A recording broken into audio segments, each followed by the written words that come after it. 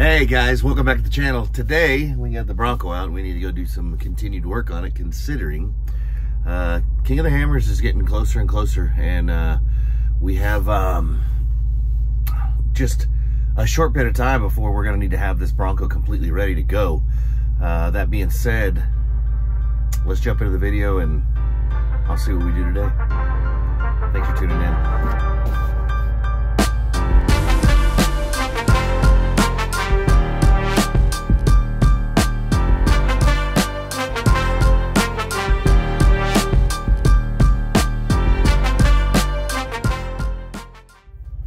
So we are almost to the shop. And anyway, to all you new Bronco owners, if you've got the Sasquatch package, and I'm not sure if this happens with the Sport or ones with just smaller wheels, but if you are aware and you do have the Sasquatch, you probably are aware of the bump in the crunk from the back door, and that's due to the fact that that aluminum door doesn't do real well holding that tire, and so there's a lot of bumping and clumping going on. So anyway, I had to fix it. It was driving me bananas, and it sounds like something's gonna break. So we went out and got some stuff, and hopefully it'll take care of it, considering we are getting ready to go to the 37s here in, you know, just less than a few weeks. So let's hope this takes care of it.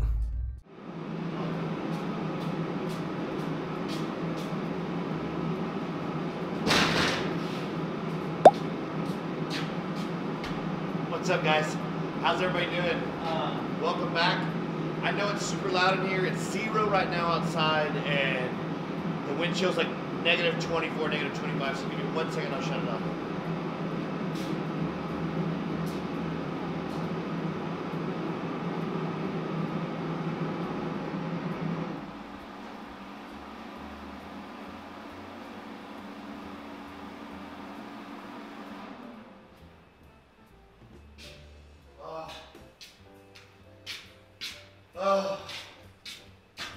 Hey, so this is going to be a quick one. It's just about a solution for the back gate. If you got a new Bronco, 21, 22, 20, you know about the clunk and dunk coming out of the back, and that's from your tire. The tire is just a little heavier than what Ford anticipated as far as bracing when they were building it, but after talking to them, a couple of people at the service department and stuff, you know, we agree it's aluminum. It's going to be able to manipulate itself, make noises, but we still want to make it a little more rigid, right?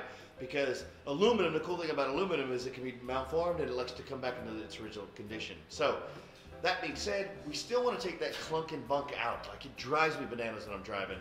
I think something hit the top or fell off the truck or whatever. So let's take a look.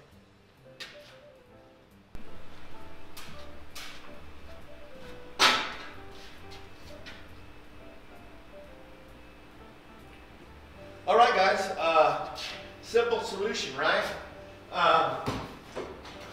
The Bronco being so new, there's not a lot of people that are making a solution for it. So after, you know, reviewing it and going through a couple people, Justin B. McBride being one of those, and a couple other people, I just went with the Rough Country, we'll call it beef up kit for your rear gate. And so I ordered I think this is the extension. This is going to be the extension for the third brake line to raise it up once we put this on, because remember, the end goal is we're going to be doing 37s on this rig, so we're going to need the extra height. So that's one part. And I know that you guys will say things about Rough Country and such, and there's a lot of stuff that I would never use from Rough Country, but there's a lot of things I will. This stuff is really hard to beat. It's stamped steel and powder coated. You pretty much can't get easier than that, and more simple. So it's not something that's going to fall apart on you. I mean, it's steel. So that's that. And then I think this may be the actual tire bracket piece that supports right where the actual wheel sits. Yeah, it is. That's kind of what I just said. And again, so that's grade A bolts. I mean, if things are cheap, they wouldn't be sending grade A bolts. I can assure you that. And then again, you know, hey, look at that. They sent us a nice little catalog. But, you know, when it comes to being simple, these are some of those things, right? This is a stamped steel piece that's roll formed, and it has peg holes that they print in the steel, and that way when they roll it and complete the actual press, it'll go in these little holes, and I'll show you, and that's what allows it to kind of stay pinched together and not need fastening or welding. So this right here is a pressed hole. There's a hole in that, and in this piece behind it has an actual peg, and so when they roll this around and form it, it presses to that peg and holds it together. It actually looks really good.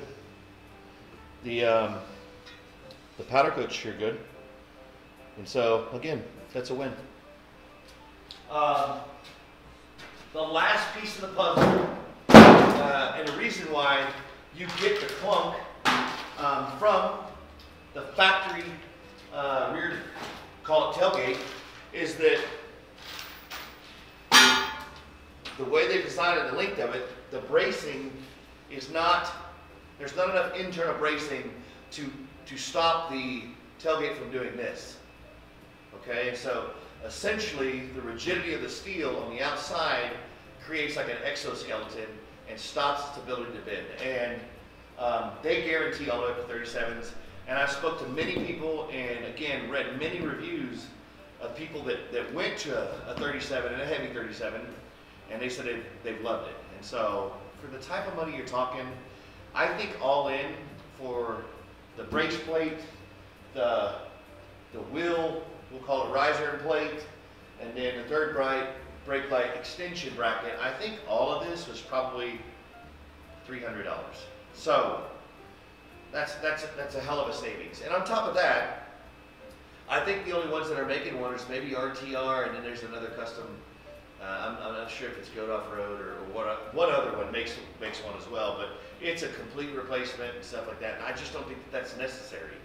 There are some things that you go to that extent. With this, I don't think it's one of them. Again, we were laughing because one of the service guys at Ford, we were saying, how much would I handle? And he's a big dude, and I bet you, I don't want to pick weights, but he's a 250-ish plus pound guy, and with the tire, he got up and laid on it, and we were acting like we were shutting it, closing it. So, I mean, it'll hold significant weight, and so this is just not peace of mind, but this is just a step to make the Bronco better, and that's what we do with everything, right? So whether it was my Jeep, whether it was my Gladiator, whether it was the Raptor, we're always doing things to make it better, and this is just another step in it. So without any more talking, let's kind of just dive into it, right? I'll get the bracket plate out, let you see it, and then we'll jump into installing it.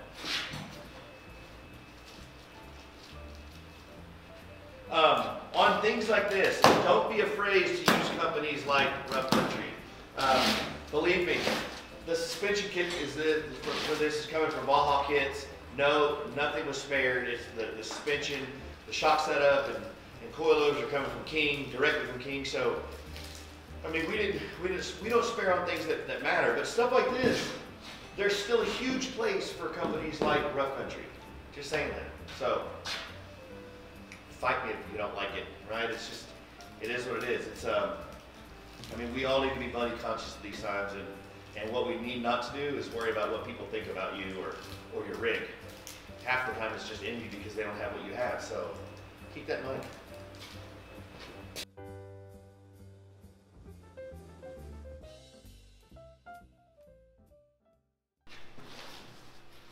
Okay, oh, I like that. That was much easier. Again, really good stainless hardware. Manual for QR code instructions, and actual bolt and a plated, a printed install manual, and then the product, right? Like, this is pretty simple. And I think you guys are so smart. Everybody here at Maximum Overland and the viewers are super smart, so you can see there's not much you can mess up with this, and you can understand how simply it'll make adding rigidity to the tailgate. I mean, it's a piece of stamped steel. It's close to 3/16. It's powder coated, and all the holes are pre-drilled. So it's pretty much remove the old stuff, put this in place, rebolt it, fasten it, use some Loctite, let us torque specs, and we're in business, right? roll.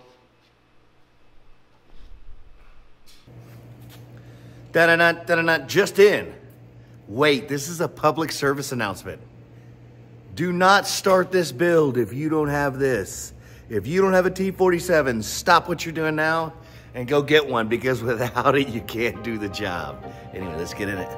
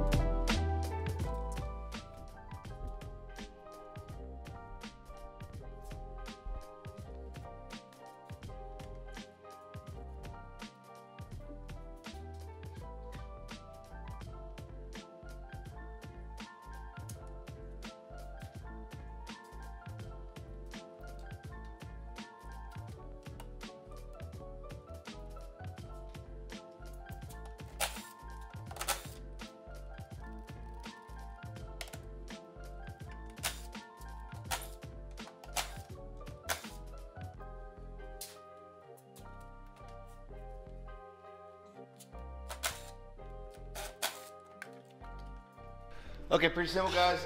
You take this inside panel off. There's two connectors. One is for your reverse camera, and the other one's for the third brake light. Then once you do that, all you do is press the two clips on the inside and force it out. Reason being is we need to get to here. And so that comes out of this, and now you'll see it, why it starts making sense. Because right here is the hole where that cable goes through and ties into your rear, the third brake light, and then the, obviously, the camera. So now that we're in this position, before we move anything further, the next thing we're going to do is we're going to loosen these hinge brackets right here, and we're going to take these bolts out. Before we do that, we want to go ahead and put something under here to support the weight, and then let's put something in between this gap right here along here so that your seam stays the same, if that makes sense. So give me a second. I'm going to gather a few things to set this thing up on, and then we'll keep pressing on.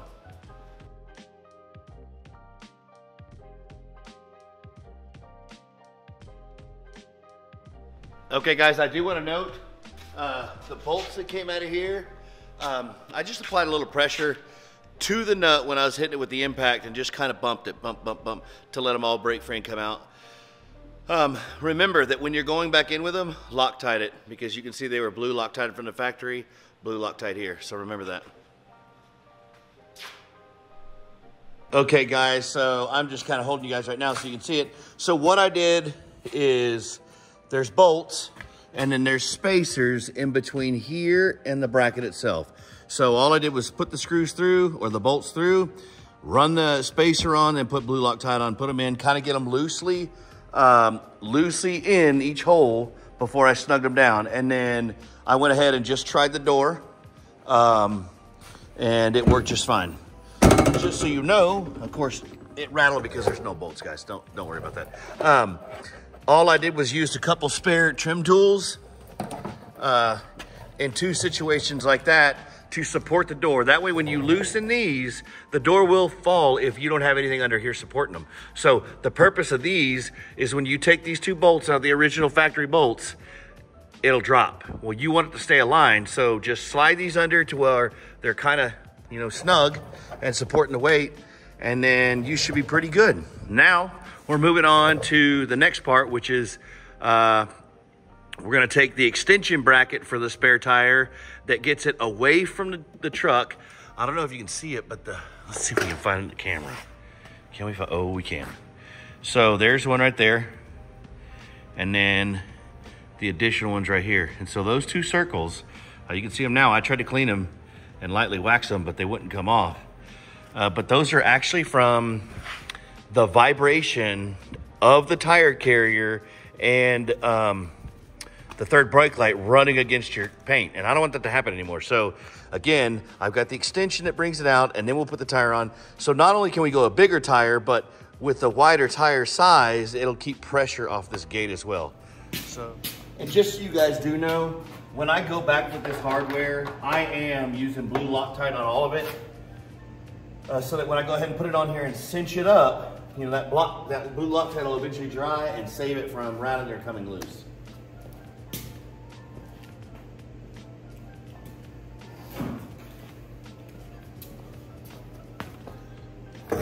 So again, we're going back with this guy.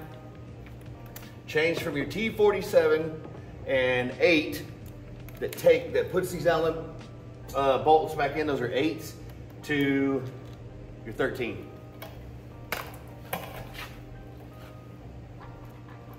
So we're just gonna do a couple and get this hung, and then we'll go ahead and do the rest.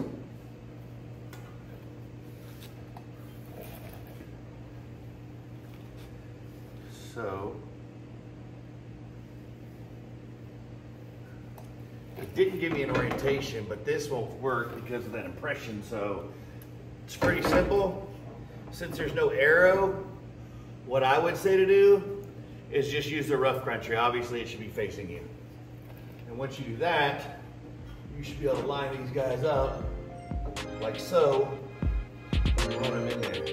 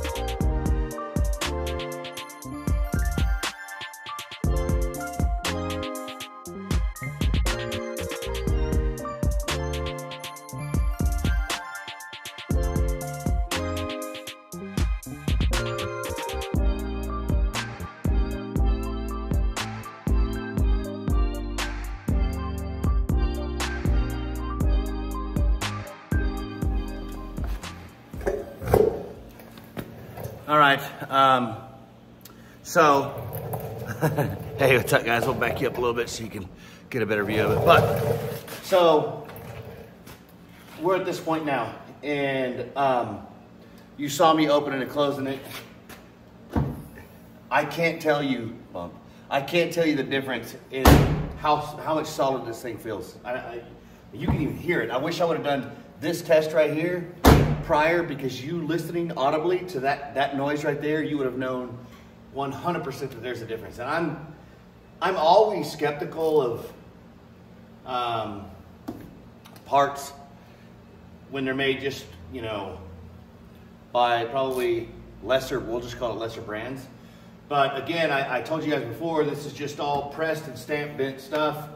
And so I thought that there's just no way you could do anything wrong with it, which is true because of what it is, but this is amazing. Like, I used to hate how my Jeeps just sounded empty and not solid, and I would have loved to have something like this for them, but just this, that's crazy. And I know you know this, if you go out to your Bronco and kind of grab this handle and pull out lightly, without this on there, you'll feel it kind of drop. And you'll also feel how it feels hollow. It's not. This thing's incredibly solid. So kudos to those guys. It made a huge difference. It really did. But anyway, so to this point, you saw me hit these bolts at the impact. Now remember, we're just going into those body retainer bolts. So at this point, to tighten, I would rather go to a socket wrench in my own arm, because you can feel what you think that bolt can take, right? I mean, because could I force it? Yes. But I'm putting a good enough pressure on it now, and it's just barely kind of moving just a hair. So, now see, this has had just a little bit. Now that's called snugging it up. That's perfect. Because you will, that one had a little left, you will spin those body bolts right off the frame inside these things. So, and this one had a lot. Because again, when I'm hitting it with an impact, I'm just kind of bumping it because I've done it before. I did it on the Gladiator, and I spun a bolt loose right off a skin bolt that they weld to the inside of the skin, and I just barely hit it, but spun it off. So now I'm uber careful, and you can see that this had about 3 turns left in it, but now everything is, I mean, it is so solid, guys. I can't believe this, but as far as how well it works, for adding that much stability to this thing, I'm gonna give it a 10. Fit and finish is like a 7. You're gonna have to clean some of the holes out. They're not perfectly punched, and some have a little slag in them and stuff, but I mean, other than that, that's it. That's manufacturing problems. For the difference of the cost of this dude, like $300 with all this together, and the closest competitor, you know, probably $1,000, $1,200, it's a no-brainer. Seriously, it just that's absolutely ridiculous. So anyway, let's get rolling. Trying to figure out what I need, guys. Okay, so the hardware that comes in the package is that grade 8 bolt, and then the actual nylock washer. You didn't see it, you didn't miss anything. Just a minute ago, I put it up here and used my fat belly on the camera extension, and it just held it up here and just lightly put 2 of them on, and that's really it. So now all we're gonna do is put the rest in, and then we'll go around tightening. And then really putting the wires back together, and then, man, that's good to be it, really. This is a fairly easy install. It's a little time consuming because, you know, what I will say is spend your time on making sure that you put spacers under the door so that when you release the pressure from those bolts, it doesn't drop. So obviously, don't get anything squishy because this door weighs a lot. And when you pull these nuts, it'll squish those things down. Now it's absolutely not aligned. So if you can get a stack of washers, like 1/2-inch washers or, you know, 1/2-inch fender washers or something like that, you can get a stack on each side, that would be perfect because it doesn't move, but it will drop. And so if anything, if you're using underneath here, something that is some kind of pliable, it's gonna squish it down, and then you're gonna have hell if you're by yourself trying to line it all back up. So make sure that's the one important thing that I saw going through the whole deal. Other than that, it's super self-explanatory and pretty straightforward, to be honest. So let's just keep keeping on.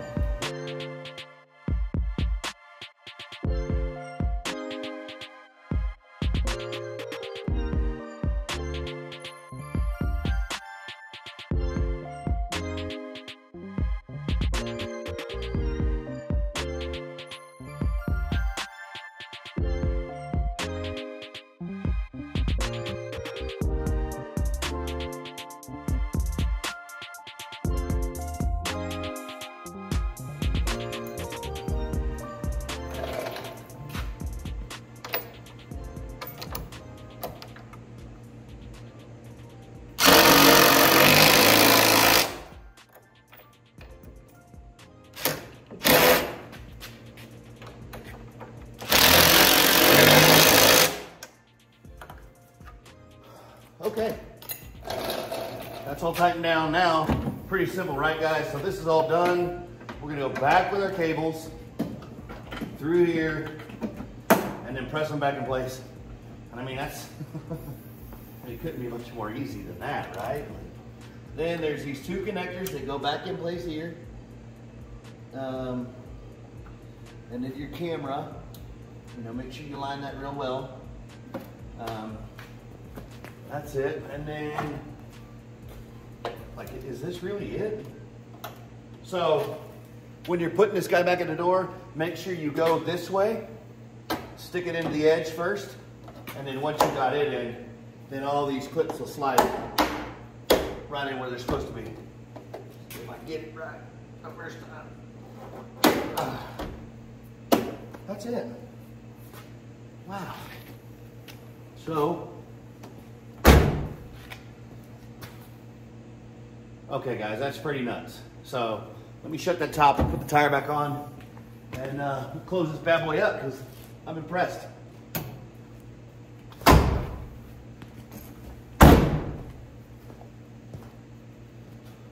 Wow.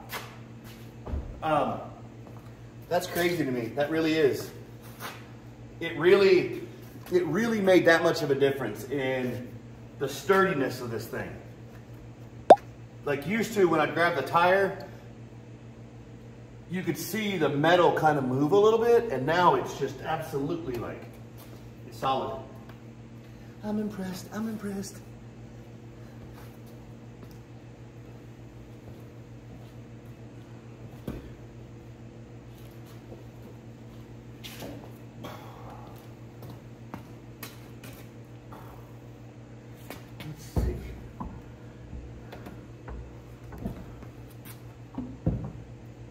Guys at? Where you at? There they are.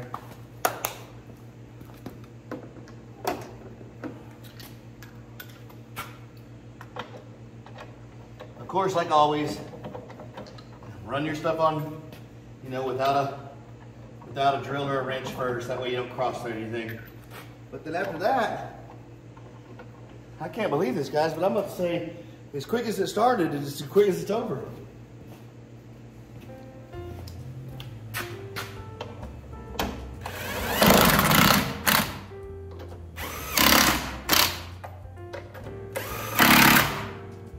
Wow. Wow. That's it. Here's what it looks like. I'm impressed with it. You can see how now, before what I was telling you about, these two rubber stoppers, they were setting on the tailgate down in this area right here. So look at the difference. You see? Here, here. So it's about 5 inches. So it makes a huge difference. It gets it up. Not only does it get it up and away from the paint there, but it gets it up and away from the bumper there so that you can run a 37. The way it feels, the rigidity of it, I absolutely wouldn't have any issue, in my opinion, running a 37 on it and feeling like it wasn't significant enough.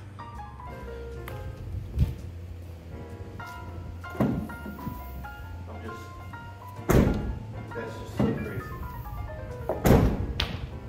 Sorry guys, I'm still playing with it. That's all we got for today, guys. I hope you enjoyed the video. Thanks for watching. Thanks for checking in. We have a huge pile of parts here. I'm not sure what we're doing next. Like I said, I just talked to King and Baja Kits. They said that the kit was almost complete, but we're still waiting on, they've got the rear coilovers, the big 2.5s, but they don't have the front yet from King. So all we're doing is waiting on that. Other than that, next week, I'm not sure what our video may do. I may actually go spend some time out in the woods for a little bit and kind of just get out of the shop. Anyway, thanks for watching. Do me a favor, remember to hit that like button. Even if it's not just particularly me you like, but if you like Bronco content, hit the like button. The reason being is when you do that and give me a big warm hug, what it does is, regardless of what YouTube thinks about the algorithms, if you specifically like Bronco content, it will start force feeding you that stuff. If you hit my like button, it tells them you like what you saw, but really it just tells them you like the content. So it's not about liking me specifically, it's about liking the Bronco content. And so give me a hug. Anybody else that you watch, give them a hug. Hit the like button, it's super easy. Do me a favor, if you like Bronco content, you're gonna see more of it. We have King of the Hammers coming up this year with the Bronco Nation. We're gonna go out there and meet with them. We're gonna see several other people while we're out in King of the Hammers. So that guy is gonna I'm trying to build him to be complete then. So anyway, if you wanna see the rest of the build, we still have a bunch of stuff shipping from Heretic Studios for the lighting stuff. We're gonna do a platform system in the back. It is gonna get the Ursa Minor top. That's been on order for a long time. So there's a lot more good things to see. And you're gonna see this build be kind of like the hybrid, right? I wanted a hybrid. I didn't invent this kind of genre. I learned it from two people. Those two people are Chris Shantz from Venture Forward and Justin Rain from Overland Productions. I'm telling you, they've got some JLs and a JK. One's an Eco Diesel. Regardless, I think it's the best platform out there. And so we're just gonna improve on that by, hey Justin, we're just gonna improve on your platform by starting with the Bronco in my opinion, a more capable production vehicle, and then add the Ursa Minor and then move on. So anyway, like I said, thanks for watching. Thanks for sticking around. We'll see you next time. Peace.